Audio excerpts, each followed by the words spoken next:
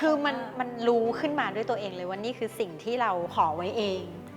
เพราะว่ามันมีสัญญาณหลายๆอย่างซึ่งเราก็รู้สึกว่าเฮ้ยพอจับสัญญาณหลายๆอย่างเนี่ยเรารู้เลยว่าโปรเจกต์เนี่ยมาเพื่อให้เราได้รับพี่ต่อไปโดยที่ไม่ได้เดือดร้อนอย่างที่เราบอกจริงๆค่ะแล้วก็ระหว่างการทำงานโปรเจกต์นั้นไปประมาณ 2-3 เดือนนะคะก็มีสัญญาณมาเรื่อยๆก็รู้แล้วว่าโอเค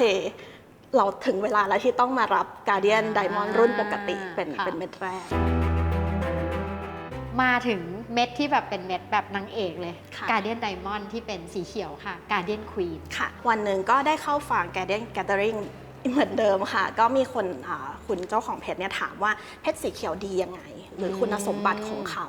ซึ่งตอนนั้นคุณหมอตอบว่าเป็นควีนเนาะแล้วก็ให้พลังอำนาจที่แบบเข้มขึ้นดุขึ้นแล้วก็ตัดสินใจฉับมากขึ้นเหมาะกับเราตอนนั้นเพราะว่าด้วยหน้าที่ความรับผิดชอบเราที่เยอะขึ้นนะคะตอนนั้นก็เลยเหมือนพูดไปว่าเราไม่รู้ว่าเนี่ยเป็นความแบบเราอยากได้ไปเองเราคิดไปเองว่าเราอยากได้เพชรมาครอบครองอีกหนึ่งหรือว่ามันถึงโอกาสที่เราต้องมีจริงๆ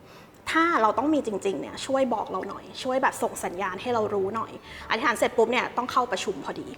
ก็เลยเข้าไปประชุมทีนี้ระหว่างที่ประชุม1 ชั่วโมงอะค่ะเราก็ไม่คิดไม่ฝันเนาะคือสัญญาณสีเขียวเนี่ยที่หรือว่าสัญญาณเกี่ยวกับคำว่าควีนเนี่ยเพราะว่าชื่อรุ่นนี้คือชื่อควีนเนาะ